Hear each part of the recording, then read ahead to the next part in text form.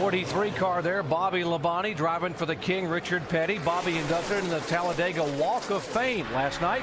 Whoa, gets a big bump right in the corner. That can't be good, Dale. No, that's not a good place to get that. You don't want that. You saw Jamie McMurray and Juan Pablo Montoya up on the high side go all the way to the front. Around these guys, they made the long way around and went to the front. Oh, trouble. David Ruderman sideways. Right rear tires up down on this 44. Oh, no, Jeff Gordon's torn up. Oh, man, this is going to kill him in points.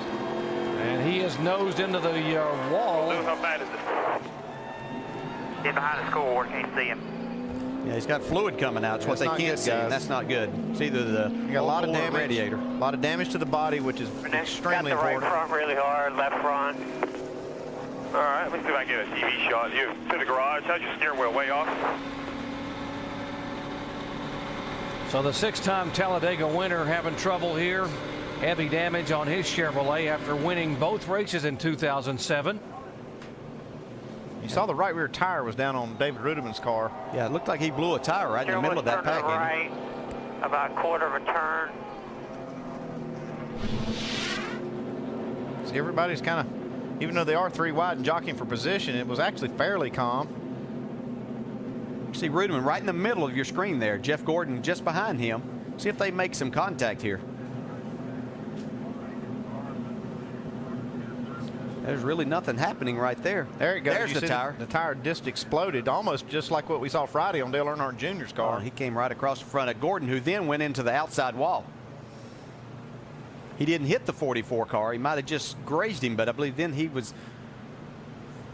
We could get another shot. I think we'll see Jeff Gordon hit the outside wall. Yeah, look, he veered to the right to dodge the 44 coming across his nose, and looked like he might have had a bump. Let's see him turn into the wall. Yeah, I think these things, when you make a hard turn like this, you just lose control of them. Now let's see. Right there it is. He has to make. Yeah. There's nothing you can do. So close. You have to turn to miss him, and then you just lose control of the car. Okay, get your stuff together there, Stevie. Now watch the 48 car get some debris here.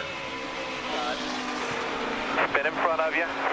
That's a piece of that tire. That's a pretty big, heavy piece. It could have done some damage to this 48. Still hung on the car. Also, Dale Earnhardt Jr. looked like he just snuck by the 24 car when he was coming off the wall. 24 car headed behind the wall. Dave. And Jerry, they were going to repair the car on pit road, work on the front left fender on that car until the radiator was called as Jeff is leaking out the front. The guys check that out. They will go to the garage. Pit stop's happening on pit road, guys.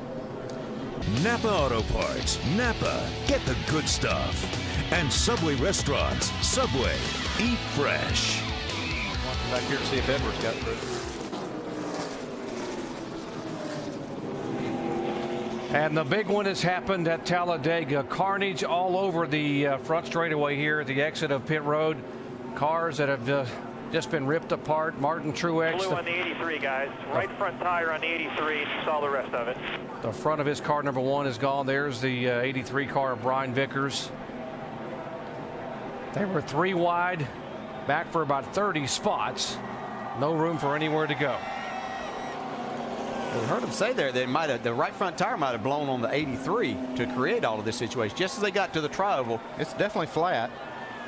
The car's going everywhere. We couldn't hardly keep up with where they were going. David Gilliland, who had already gone to a backup car after being involved in that shunt on Friday afternoon with Dale Earnhardt Jr.'s right rear tire. Martin Truex had such a good car. They're putting the red flag out now to stop because there's so much debris down here.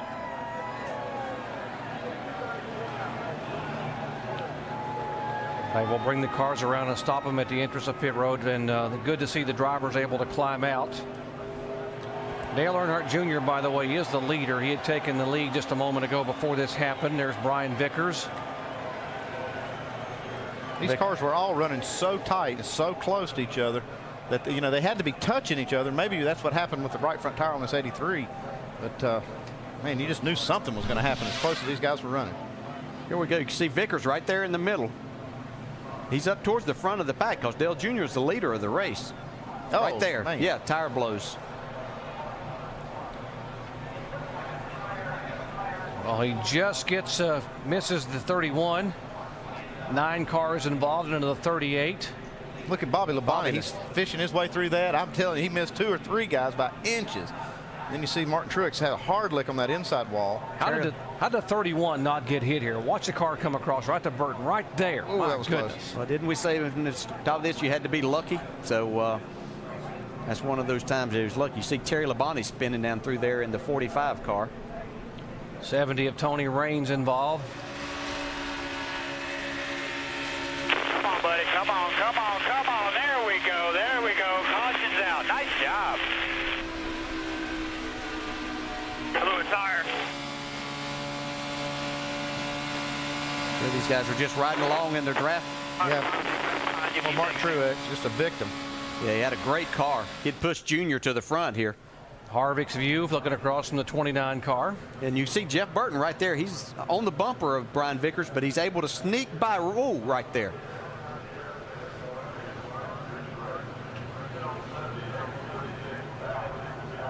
That is the Allstate Good Hands move of the race. The 31 car of Jeff Burton and the 29 of Kevin Harvick. Two of the Richard Childress cars somehow making a move to be able to get by. Watch it again from the front angle. When all of this happens, you're just sitting there trying to drive straight through and hoping that somebody doesn't come across, just like you see right there, and collect you in it. And it's just a matter of if it's your day and you were lucky to make it through when it happens that close to the front.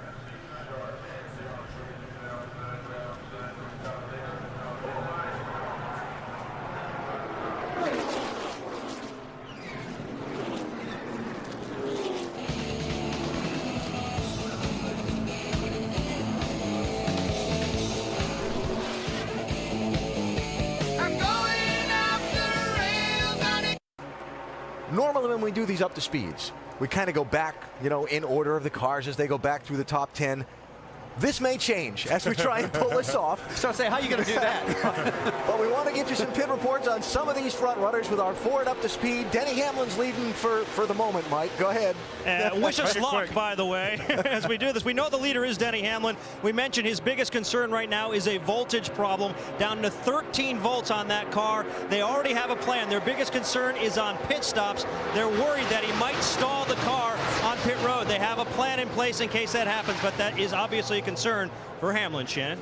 Kyle Busch in that 18 running right behind his teammate in the 11. He told his spotter to try to get in touch with Denny Hamlin's spotter to tell him not to get too far ahead, said we need to stay hooked up in this race. Right now, Kyle Busch, the only advice or the only feedback he's given about that car is that the balance is good. He's happy with that 18, of course, looking to get back on track, and what a win would do for that 18 team. Jamie. And what a win it would be for Matt Kenseth. The 17 on the outside was looking for the lead, and he backed off, now sliding back just a little bit to hook up with his teammate who's behind him. Matt Kenseth, though, came in. His temperatures were up to 290. Hasn't said anything since they took some of the tape off. He's been racy all day. And Tony Stewart, remember just not too long ago, he stayed out and he led a few laps, and he said, hey guys, thank Jimmy Johnson for letting me take the lead. I needed to get those 5 extra bonus points. Looking for a win here, his first at Talladega, never won here before for Tony Stewart. Been pretty racy, top 10 for a while. We have trouble. Guys. Close out, yellow, yellow, yellow. Denny Hamlin in the wall, the leader. Another problem now. You up okay, front. Denny? And he hit it a ton up there. That thing just took a dead right-hand turn up there in 1 and 2. Yeah, it's just time to look at this situation now. 6 caution flag today, and leading the race. Let's watch again what happened. Watch the right front. Oh, that is a hard impact.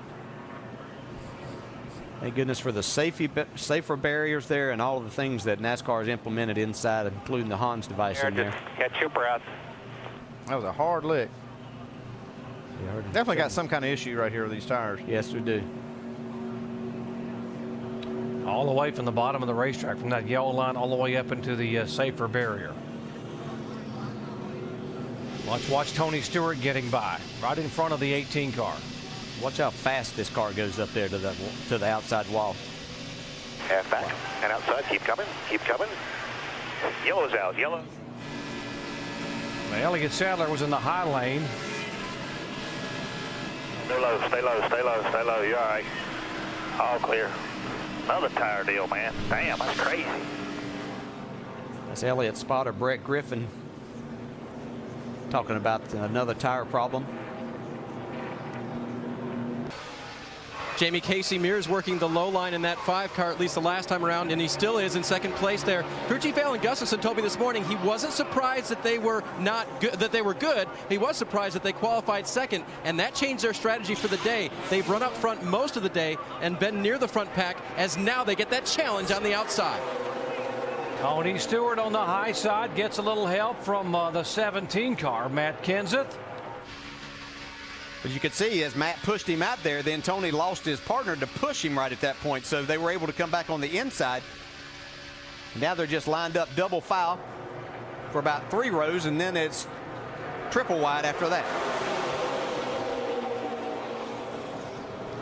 And give a call to the 22 car, Dave Blaney, who had electrical troubles early on. They were able to work on the car through several pit stops, and now Blaney in the Bill Davis car being shown in the 8th position. There's a 22 right in front of Dale Jr. He's got some good help right there with that 88 car pushing. See that? He gets a big shove up through the middle. Yeah, I didn't think Dale Jr. was going to want to stay down that bottom. You get down that bottom and you're trapped there. That was a close call right there. Woo.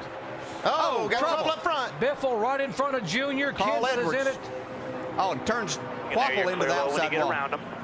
And Kevin A lot Harvick. of chasers involved in this one. Oh, 17. When you get off there, if you can drive it.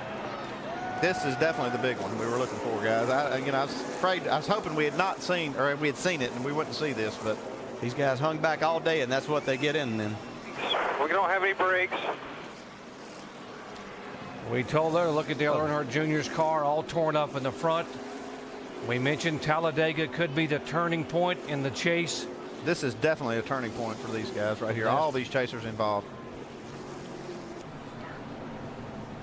29 of Harvick. There's Carl Edwards, who had spent all day trying to stay out of trouble, trying to dodge people on pit road, even pitting a lap late to stay away from contact. Yeah, that's frustrating to have a car as good as Travis Quapple had today to end like that. Yeah, and he was almost by it, got clipped in the right rear, and that's what's so frustrating for him. Let's show you again here. 14 laps to go, and the big one, 2, takes place. You can see these guys coming on the high side. See Carl Edwards and Greg Biffle up on the high side making a real run. You see Blaney gets turned a little bit there, but that was okay. That looked like that could be big, but the trouble's going to start right up here in the front whenever looks like maybe the 99 gets into the back of the 16. That's all 3 Roush cars that it takes out right there, and Dale Jr. Look at Jimmy Johnson just squeezed by this. There's still some wrecking ahead of even of Jimmy Johnson yet. We talk about bump drafting. It's hard to see from that angle we were right there, but bump drafting in the corners, you have to believe that Biffle got a shot right there.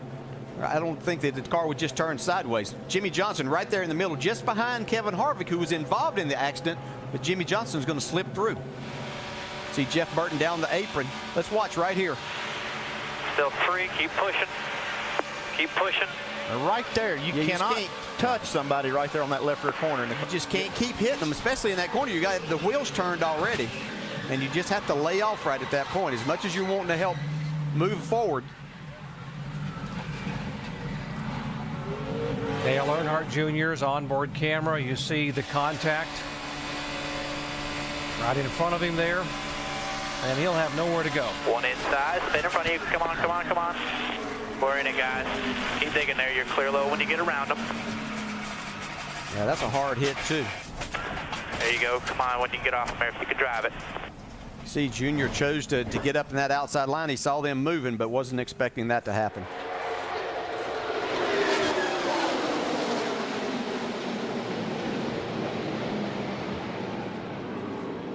Wow, that 48 car was just amazing getting through there, too.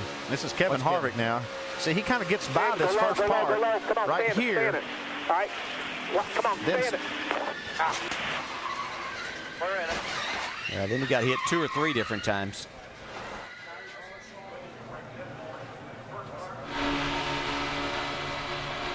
These are the moves that can win a championship. Watch Crash in Jimmy front of you. Johnson. Go to the middle, go to the middle.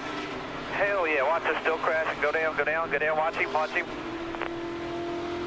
See the 55 get hit from behind back there by Kevin Harvick, who Michael looked like he was getting by it, but Jimmy Johnson, that was just And Reagan. masterful. David Reagan did a great Yeah. job getting through there. Yeah, that's a he great drove job through all of that. by those 2 drivers.